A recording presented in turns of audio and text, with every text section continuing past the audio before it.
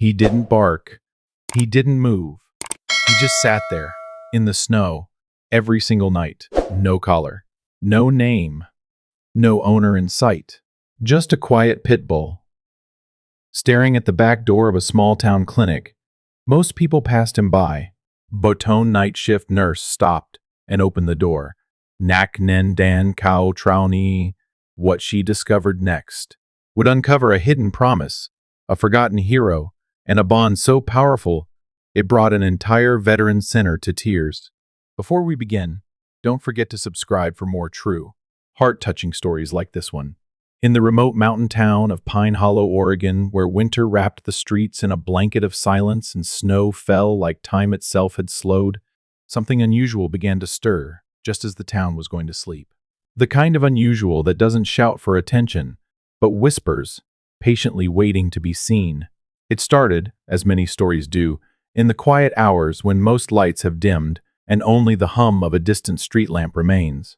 Emily Dawson, a night shift nurse at the Pine Hollow Veterinary Clinic, was locking up after another long, unremarkable Tuesday. It was just past 2 in the morning when she stepped out into the frigid night. The cold bit into her cheeks as she zipped up her parka and turned toward the lot where her old Subaru was waiting, engine still warm. That's when she saw him for the first time. He was sitting still as stone on the snow-covered sidewalk just outside the clinic doors, a black Pitbull, broad-shouldered, muscular, but clearly weathered by the cold. His ears were alert, his posture rigid but not aggressive. He didn't bark. He didn't growl. He just stared at the entrance, as if waiting for someone to walk through it. As if expecting something. Or someone. Emily paused, one hand on her keys, heart tugged by the sight.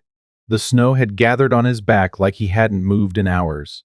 His coat was frosted, his eyes unblinking, glowing faintly in the dim yellow wash of the clinic's security lights. He looked like a statue, carved from night and sorrow. She took a cautious step, closer. "Hey, buddy," she said softly, half joking and half concerned. "You lost?" The dog didn't flinch. He didn't acknowledge her voice or presence, just kept his eyes fixed on the door, like a sentinel at post. She tilted her head. His collar was missing, and though he was no longer young, he wasn't old either. There was something noble in the way he sat, not like a stray seeking food, but more like a soldier waiting for orders. Emily hesitated, but the cold eventually pushed her onward. She walked past him slowly, eyes still on him, and opened her car door. As she pulled away, the image of him sitting there against the soft swirl of falling snow lodged itself in her mind.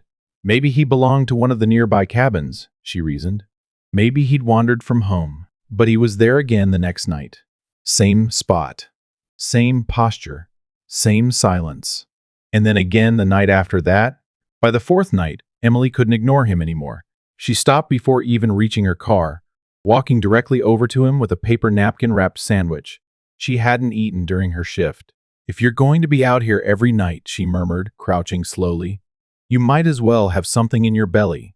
This time, he glanced at her. Just once. A slow blink. Then his eyes returned to the door. He didn't touch the food. Emily left it anyway. The following morning, the sandwich was gone, and there were paw prints leading away down the sidewalk. By now, the staff had begun to take notice. A few of the techs joked that the clinic had gained a guardian. Others were more cautious, suggesting animal control. But Emily, perhaps out of instinct, or empathy, or something she couldn't quite name, told them to leave him be. "He's not dangerous," she said firmly. "He's waiting. For what?" one asked. Emily had no answer, only a feeling, and a growing ache in her chest that reminded her of a time, not long ago, when she'd waited for someone who never came back. Each night, as she exited the clinic into the hush of snow and stars, she found herself drawn to him. She started bringing blankets, then water. Then she set up a plastic bin lined with old towels beneath the overhang, where the wind wouldn't bite so harshly. The pit bull whom she had taken to calling Buddy, because the name had just slipped out one night and felt right, remained stoic, distant, but never hostile. He never entered the bin, but he didn't leave either. Not until morning. The contrast was haunting. The wide blanket of untouched snow, the cold yellow halo of the overhead light, and that single shape curled in the shadows like a forgotten piece of someone's heart. Emily began to notice things. Buddy always looked at the same door, the rear emergency entrance. He never paid attention to the front lobby, where most pets came and went. Only that one back door, the one used when patients were admitted in serious condition, or when they were wheeled out under white sheets in the quietest hours of the morning. The realization sent a chill deeper than the wind. She started wondering, had someone he loved walked through that door and never come back? Maybe Buddy wasn't lost at all. Maybe he was exactly where he needed to be. Maybe he was keeping a promise. On the 7th night, Emily stayed behind after her shift ended. She made herself a cup of tea and sat quietly in the break room with the lights dimmed, watching him from the window. He never glanced around. He never lay fully down to rest. He simply sat, alert, quiet, watching, like a memory refusing to fade, like a love that didn't know how to let go. She found herself whispering, "Who are you waiting for?" Outside, Buddy blinked, ears flicking toward the sound. But his eyes never left that door, and neither, she realized, would he until something changed, or someone helped him understand that it was time. By the 2nd week, Buddy had become part of Emily's nightly routine. She never said it aloud, but some part of her now expected him. Every night, right there in the snow, in that same quiet spot by the emergency entrance of the clinic, he sat watchful, silent, as though listening for something only he could hear. At first she left food in cautious offerings, bowls of warm broth, bits of leftover chicken, softened dog biscuits. Not once did he growl or bark. He kept his distance, always polite in a way that felt almost human. He would sniff the food carefully, eat without urgency, then return to his post, as if his hunger was a secondary matter, a chore to complete, before resuming his watch.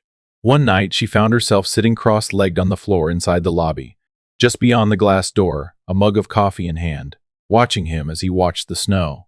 The snow fell hard that night, thick curtains of white sweeping the streets, and yet Buddy didn't budge. His fur was dusted with frost, but he never shivered, never turned his head, just that quiet posture, shoulders squared, gaze locked on the door like it might open at any moment. She found herself whispering again, "Why here, boy?" No answer, of course. But there was something about his eyes, those deep amber eyes, that gave her pause. They didn't look like the eyes of a stray. They weren't fearful or confused. They weren't even hopeful. They were patient. Eyes like that don't belong to a lost dog, she thought. They belong to a dog who's waiting for someone. That night, the wind turned violent. Temperatures dropped fast, 10 degrees in under an hour. A blizzard warning came through on her phone. Emily paced back and forth inside the clinic, glancing toward the door, torn between logic and instinct. Logic said, "You can't let a stray animal in. It could be dangerous. It could have something, disease, trauma." But instinct whispered something else entirely. So, just before midnight, she bundled herself up, stepped outside into the screaming wind, and knelt near Buddy with a blanket in one hand and her other outstretched.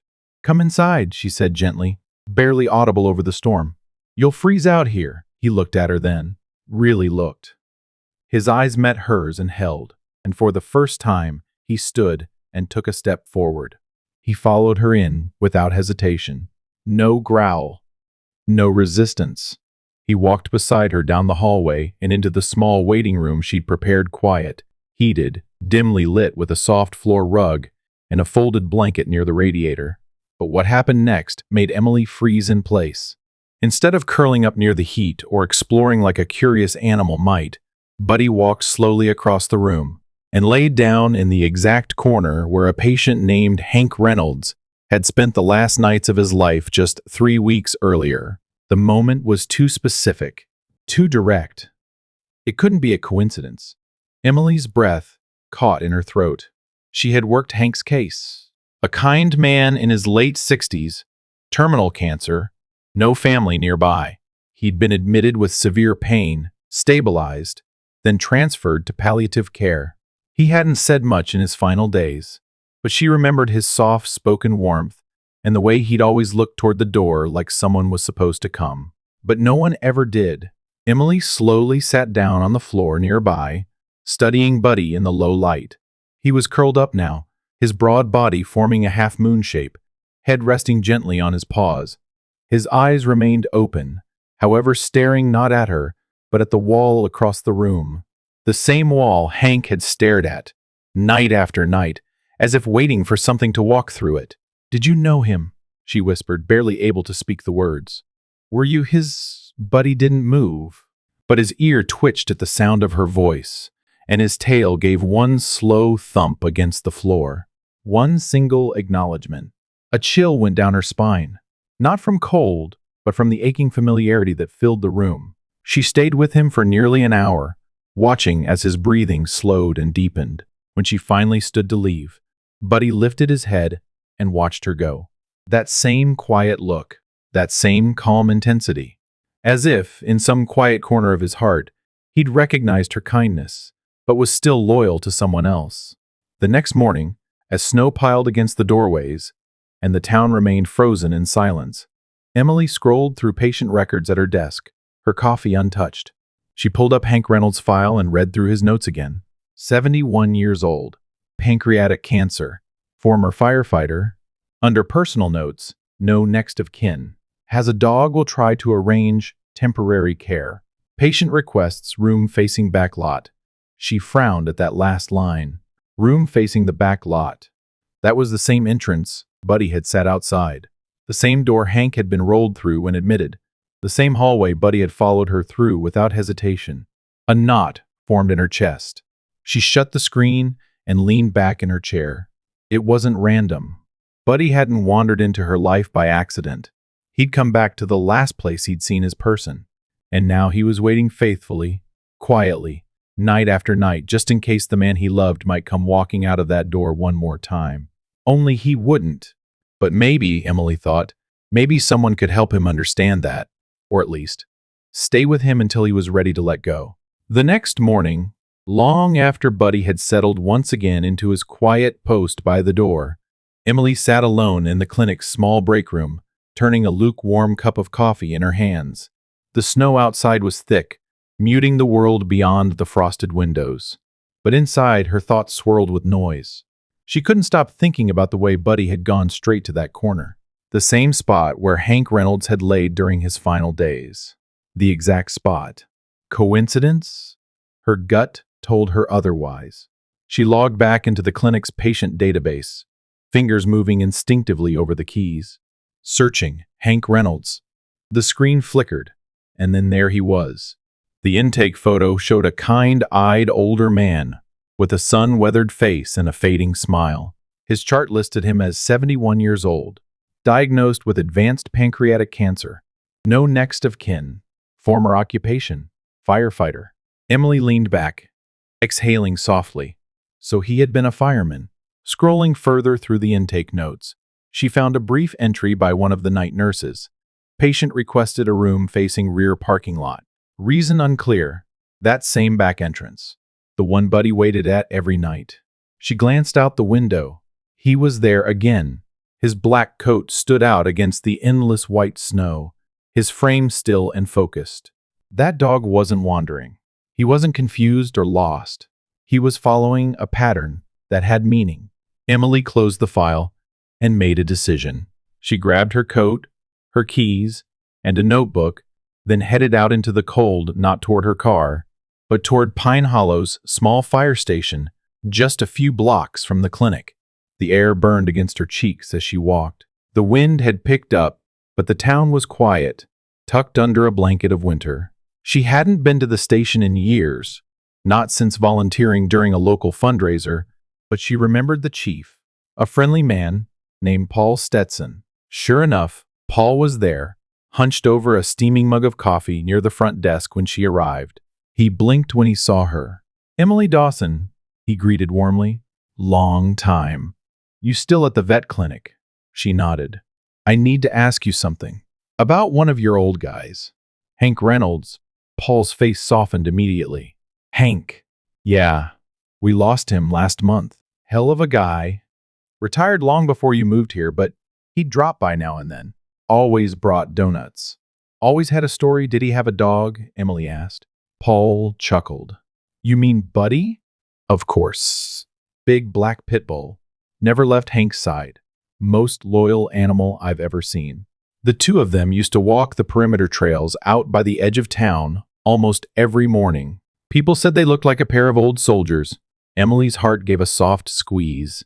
She explained what had been happening, Buddy showing up night after night, sitting outside the clinic, not moving, not leaving.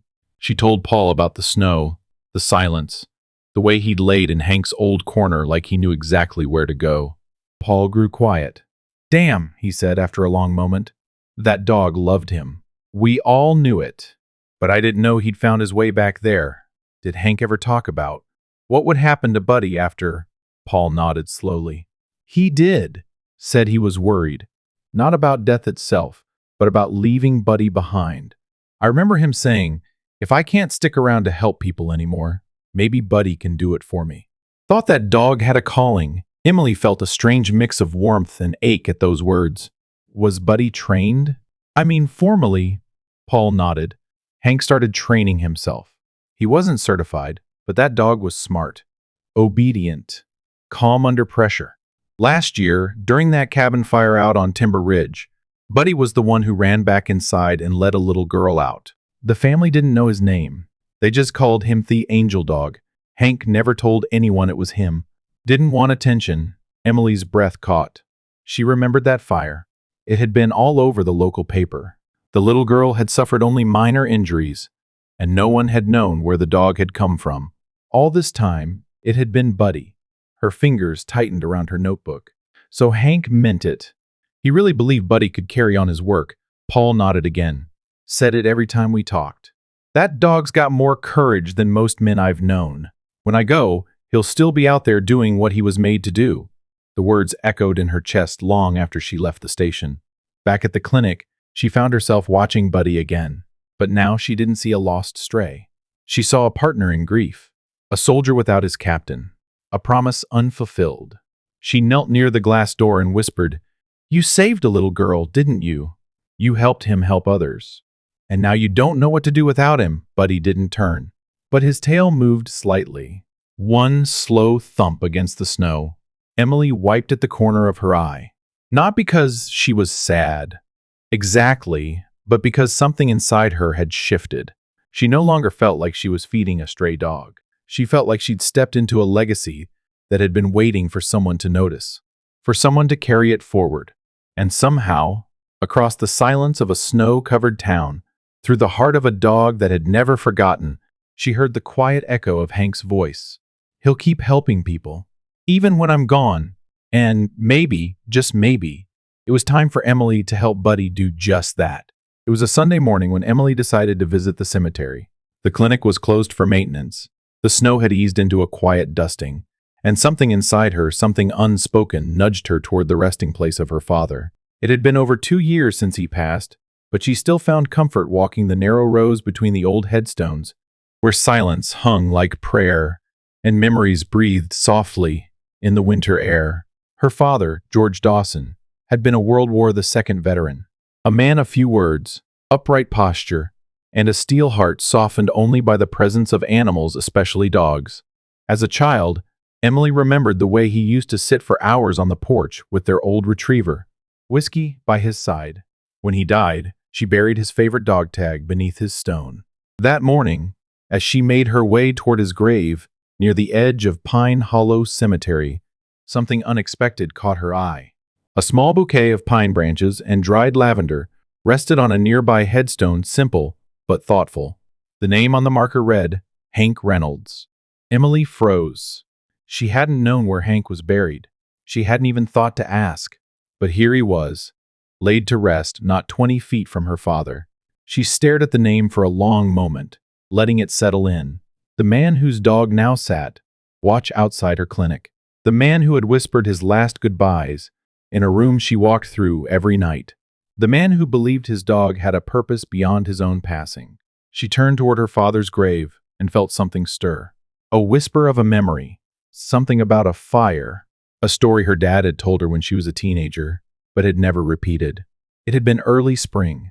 She'd come home from school to find him sitting unusually quiet, his face pale. That night at dinner, He'd told her he'd nearly died in a fire during his early years working in logistics. A building collapse, smoke and metal and pain. And then someone had pulled him out. A young firefighter who'd gone back inside despite orders not to. Emily had thought it was just another war story, something heroic and blurry from long ago.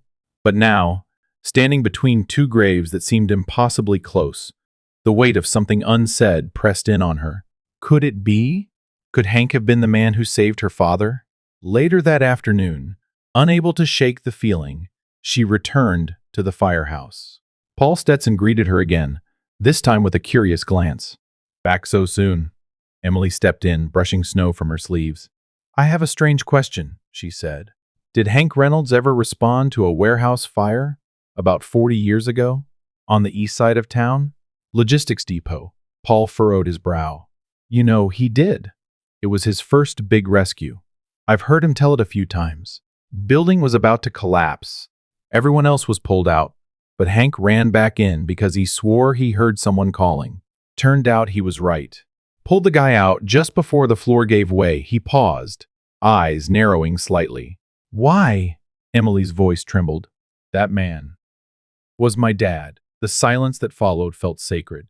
For a long moment, Paul said nothing. Then, gently, "Guess that makes what's happening now a little more than coincidence." Emily nodded, her throat tight. It wasn't just kindness that had drawn her to Buddy. It was something deeper, a connection forged long before she understood it, a debt owed in silence. And now, somehow, it had come full circle.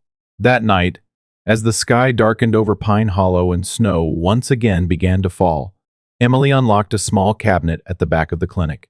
It had belonged to Hank during his final days, a place to keep his few personal items. Among the items, a faded flannel shirt, a pair of glasses, and a small digital recorder. Curious, Emily pressed play. At first only static. Then a voice gravelly, warm, unmistakably Hank's. "Hey buddy," he said softly. "It's late. You're probably curled up under the porch again. Just wanted to talk for a minute. Don't know how much longer I've got." Emily's breath hitched. Buddy, lying nearby, lifted his head. "I don't want you to be scared when I don't come back. I hope someone good finds you. You've got more heart than most people. You were never just a dog to me.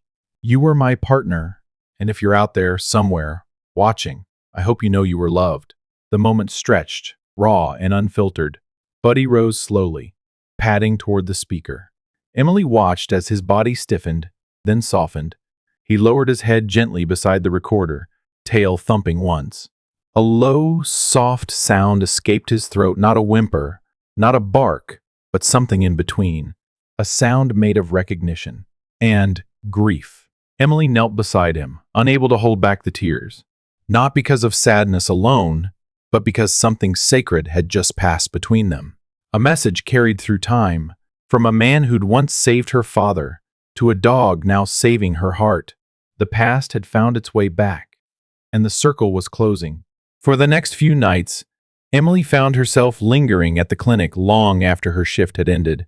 Buddy had stopped waiting by the door. After that moment, with the recorder, after hearing Hank's voice again, he'd started sleeping inside, near the bench in the hallway where he'd once laid quietly through storms. He still didn't bark or demand attention, but there was a softness in him now. He would follow Emily with his eyes, sometimes rise and sit near her while she worked late. He was present in a way that felt deliberate, gentle, grateful, and that, more than anything, made it harder, because Emily knew what she had to do, and she didn't want to. Each evening, she found herself caught between two truths. One, that Buddy had been meant for something more, trained by Hank, not just as a companion, but as a helper, a healer, a dog with a calling. The other, that Emily had begun to love him, not just as a patient or a rescue, but as a companion in her own quiet grief, a presence that filled the spaces her father used to occupy, a gentle soul who, without words, understood the weight of missing someone. More than once, she caught herself imagining him staying with her for good, walking home together, sharing quiet dinners, waiting by the front door when she came home. A simple life, maybe a healing one for both of them. But then she'd remember what Hank had said. If I can't help people anymore, Buddy will. Those words echoed in her chest like a promise that wasn't hers but had somehow become her burden to honor. She began researching local veteran recovery centers. After 3 days of searching emails and phone calls, she found it, a small but well-respected facility just outside Bend, Oregon. They offered treatment programs for PTSD, addiction, and trauma recovery, and had recently started incorporating animal-assisted therapy. The timing felt almost designed. The intake coordinator, a woman named Denise, was patient and kind. She listened to Emily's story about Hank, about Buddy, about the nights of snow and silence, and responded with something Emily didn't expect. "We've had a few dogs come through here," Denise said over the phone, "but we've never had one with a story like this. If what you're telling me is true, Buddy may be just the dog some of our veterans need. We'd be honored to meet him." Emily hung up the phone and sat in the silence of her kitchen, staring at the pale yellow wallpaper that had curled at the edges since her father passed. Her fingers trembled slightly. The decision was made, but it didn't feel like victory. That night, she sat beside Buddy on the hallway bench, her shoulder brushing against his. The lights were low, the building quiet except for the distant hum of the HVAC. "I'm going to miss you," she whispered, more to herself than to him. Buddy shifted, resting his head gently on her thigh. A simple gesture, a goodbye not spoken, but understood. In the days that followed, she prepared carefully.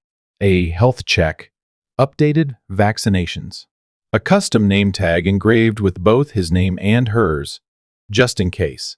She packed a small bag with his blanket, a favorite chew toy, and though she didn't admit it out loud, the recorder with Hank's voice.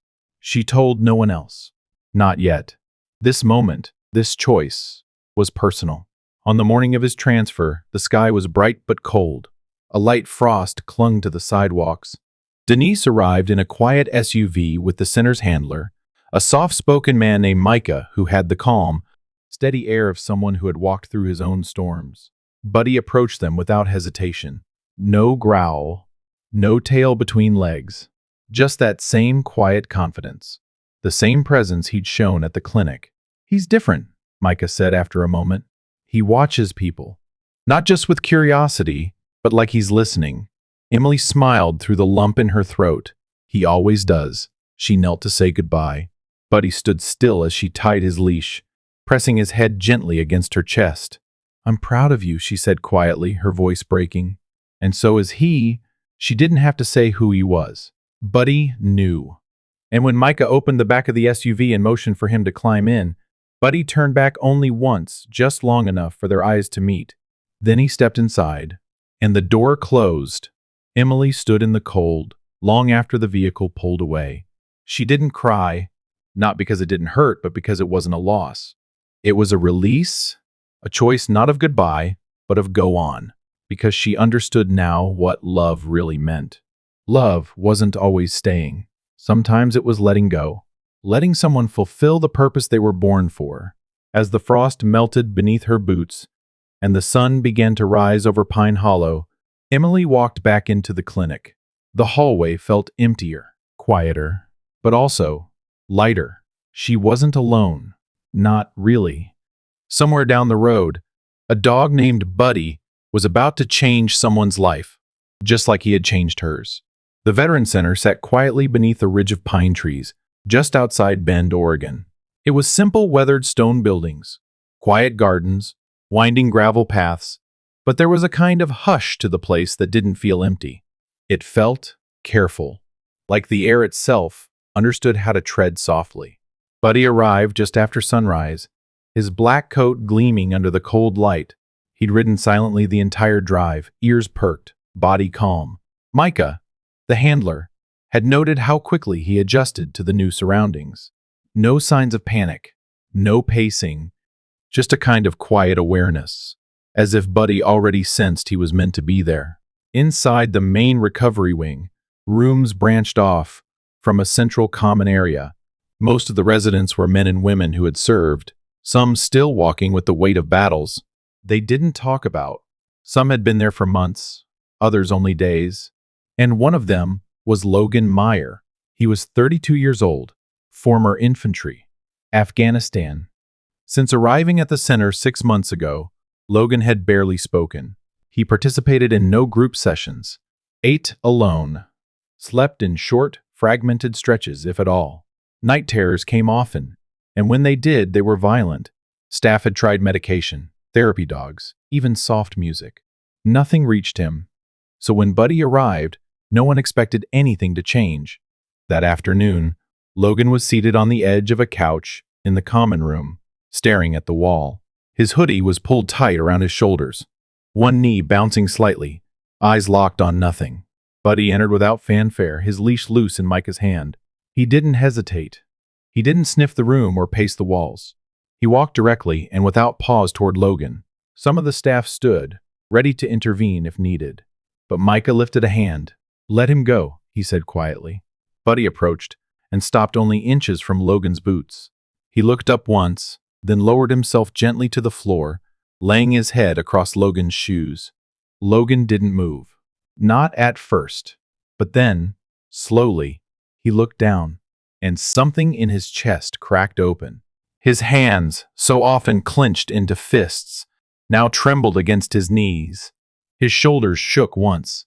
Then, again, his eyes welled with a kind of grief that couldn't be measured in words. And then, in a voice that hadn't been heard in months, he whispered, "You know me?" Buddy didn't move. Just a soft thump of his tail against the floor. Logan leaned forward, one hand hovering awkwardly in the air before resting gently on Buddy's head. "I don't know how," he said, voice breaking. "But you feel like home." That night, Logan didn't scream. He didn't pace. He didn't call out names of lost brothers in his sleep. He slept. All the way through. 8 full hours. When the staff gathered in the morning and found him still resting, with Buddy curled up at the foot of his bed, they didn't say anything. They didn't need to. Something sacred had happened. Buddy had found the person he'd been waiting to help. Not because someone told him to. Not because it was part of a training protocol, but because that's what his heart told him to do. 3 days later, a package arrived at the clinic in Pine Hollow. Inside was a letter and a photograph. The letter was handwritten, ink slightly smudged in places, as if the writer had struggled with what to say. Emily unfolded it carefully and read, "Dear Emily, I don't know where to begin. I guess I'll start with thank you. When Buddy walked into this center, none of us knew what to expect. But from the moment he laid down at Logan's feet, everything shifted. We've been trying to reach that young man for half a year. He wouldn't speak, wouldn't eat properly, wouldn't sleep. And then Buddy walked in, and it was like a door unlocked inside him. They haven't left each other's side since. Logan talks now. He laughs sometimes. He walks Buddy through the garden every morning, like it's part of some quiet ritual. I don't know what it is about that dog. Maybe it's Hank's spirit. Maybe it's just something unexplainable. But it's real. And it's healing someone who'd almost given up. Attached is a photo we took yesterday. Thought you might like to see what love in action looks like. With deep gratitude, Denise M., Veteran Wellness Coordinator. Emily's hands trembled slightly as she picked up the photo. It was taken in soft afternoon light. Logan sat on a bench beneath a tree, eyes closed, Buddy's head resting in his lap. Their bodies leaned together like two pieces of something broken, finally made whole. Neither was smiling, but the peace on their faces said more than joy ever could. Emily stared at the photo for a long time. She thought about Hank. She thought about the snowy nights, the quiet watches, the waiting. She thought about Buddy, and how, in the end, he hadn't needed anyone to give him purpose. He had found it on his own, because the truth was simple. Some hearts don't need words. They just need a place to belong. And Buddy, loyal, steady, grieving, and brave, had finally found his. Winter gave way slowly that year. By late February, the snow in Pine Hollow had begun to melt in uneven patches, revealing tufts of brown grass and damp earth beneath. The trees still stood bare, but there was a different kind of stillness now. Not the cold kind, not the waiting kind, but the kind that comes when something important has finally settled into its rightful place. At the vet clinic, the days were picking up. Spring was always busy with new litters, annual checkups, and the usual wildlife incidents that came with thawed trails and curious hikers. But Emily Dawson found herself walking a little slower through the halls these days, not because she was tired, but because she was thoughtful. Something had shifted in her. Something had opened and closed all at once. On the corner of her desk, in a smooth wooden frame, sat a photograph she had come to treasure more than anything. In it, a young man with deep, quiet eyes sat on a bench beneath a pine tree, his head tilted gently down. Resting in his lap was a large black Pitbull, eyes closed, chest rising and falling in peaceful rhythm. Their bodies leaned together, soft with trust, with healing. Logan and Buddy. Underneath the photo, carefully inscribed in a simple brass plate, were the words, "Some hearts never stop giving." Emily had chosen the phrase after hours of sitting in silence, searching for something that could explain what this journey had been. Those 5 words had risen like breath from a still lake. Because Hank had given, because her father had given, because Buddy, quiet, steadfast Buddy, had never stopped.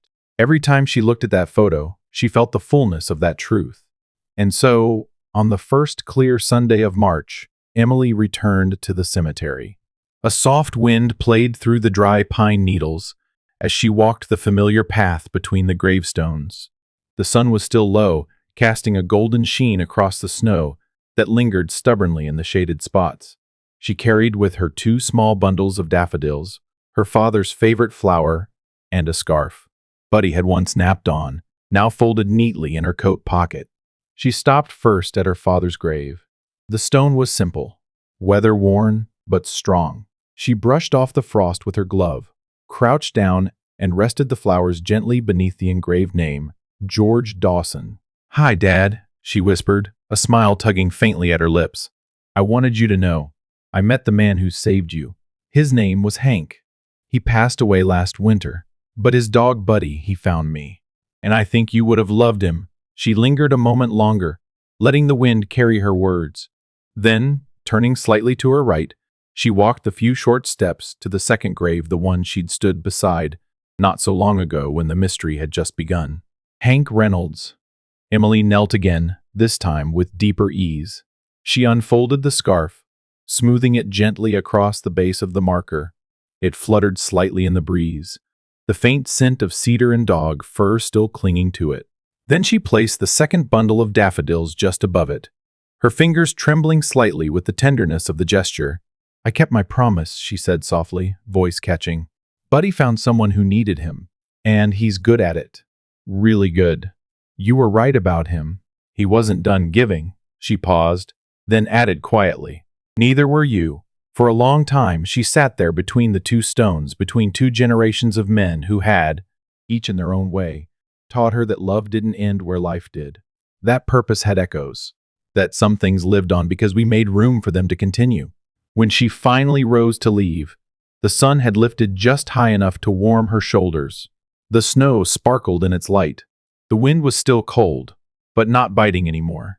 As she walked down the trail leading out of the cemetery, Emily turned once to look back. 2 small bundles of yellow daffodils nestled against gray stone, a scarf lifting gently in the breeze. It was enough. Back at the clinic, she received updates every week from the center. Denise wrote often, sometimes with short stories, Buddy waiting outside the art room for Logan to finish painting, or refusing to leave his side during a particularly hard therapy session. Micah sent photos, Buddy leading walks through the woods, curled up in front of the fireplace, nestled into the crook of a new veteran's leg. But the last update had arrived just 2 days before her visit to the cemetery. It had been a video. In it, Logan stood in the therapy garden, speaking to a small group. His voice was steady, his hands no longer shaking. He was telling them about fear, about war, about silence. And then he said, "There's this dog. His name's Buddy. And I think he waited for me before I even knew I needed someone. I used to think I didn't deserve peace. But every night he lays beside me, I remember I do." Emily had watched the video twice. Then she saved it on her phone. That night, she dreamed of her father again. He was sitting on their old porch, just like he used to, the fading afternoon light casting shadows across the steps. Next to him, instead of whiskey, sat Buddy, older now, maybe, or just wiser. Her father looked over at her and nodded once, his eyes warm. She woke with tears in her eyes and peace in her chest. Buddy no longer sat at the door of the clinic. He no longer waited in the snow. He ran now, through forests of pine and quiet hope, not as the one left behind, but as the one who walked forward, who healed, who carried with him the weight of memory, the grace of loyalty, and the quiet power of a heart that had never stopped giving. And somewhere, in a place where names are remembered not just in stone but in action, a young man sat beside a black Pitbull, no longer broken, no longer lost, just home. And so, the black Pitbull, who once sat silently in the snow, no longer waits. He heals. Because one man believed in him, and one woman chose to carry that belief forward. This is not just a story about a dog. It's a story about love that endures, promises kept, and hearts that never stop giving. Like Fred Rogers once said, look for the helpers. You will always find people who are helping. If this story moved you, tell us in the comments. What would you have done if Buddy had waited at your door? Subscribe now and help us reach our first 1,000 subscribers. Your support is what fuels this channel to create more meaningful, heartfelt stories. This video holds a message deeper than words, so make sure you watched till the end. Because sometimes, the ending is the beginning.